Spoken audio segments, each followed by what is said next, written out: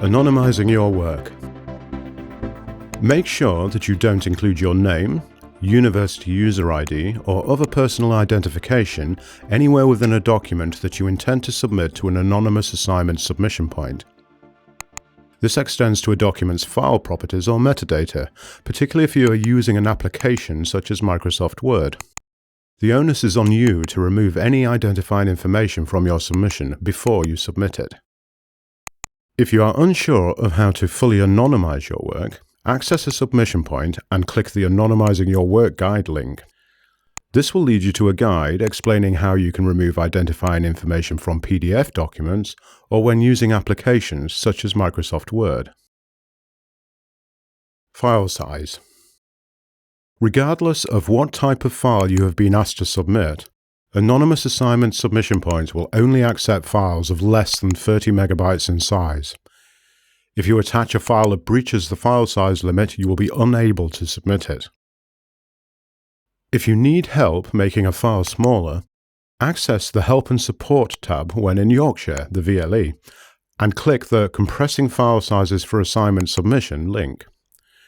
This will launch a guide containing advice on how to compress various file types. File type.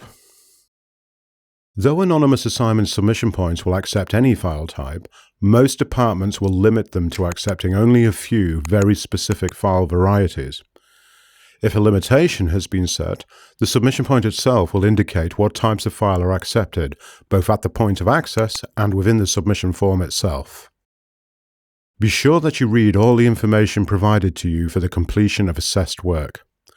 Ensure that you submit a document that meets all the necessary requirements, from those that are technical, such as file type, through to those that are assessment specific, such as word count. Check your work. It is absolutely vital that you check any submission you make after you have completed the submission. Accidentally submitting an older version of your work, the wrong file, a temporary file or a corrupt file, for example, will not be accepted as a mitigating or exceptional circumstance.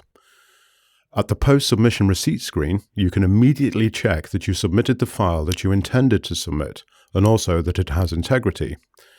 It is very strongly advised that you download your work using the link provided, and ensure that the downloaded file then opens and looks as expected.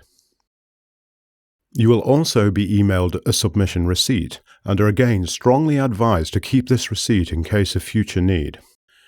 It's worth noting, though, that the email version of the receipt doesn't provide you with a link to the file you submitted. You can still check the file you submitted at any time, however, by re-entering the submission point itself. A list of all the submissions you have made thus far will appear at the top of the submission form, starting with the most recent.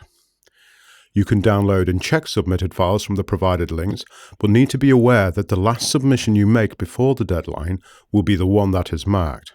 This is the one at the top of the list. The onus is on you to submit a file with integrity and to submit the file you intended to submit. Deadlines. Do not leave it until the last minute to submit your work. Submission deadlines are absolute. If the time of receipt for your submission is stamped at even 1 second past the deadline, your work will be penalized for being late. Note that the time and date of receipt comes from the university's highly accurate servers, not from the time on the device with which you are making the submission. The time is also taken from when your submission has been fully received by the servers, not from the time you start making the submission.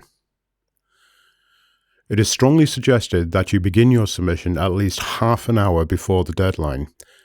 Your home internet connection going down won't, for example, be accepted as a mitigating or exceptional circumstance, so be sure to give yourself enough time to adjust for unforeseen circumstances.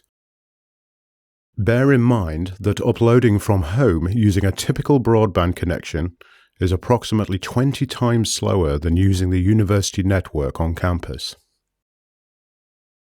If you do intend to work right up until the deadline, it is advised that you still make an initial submission at least a half hour before the deadline to ensure you have made one that won't be penalized.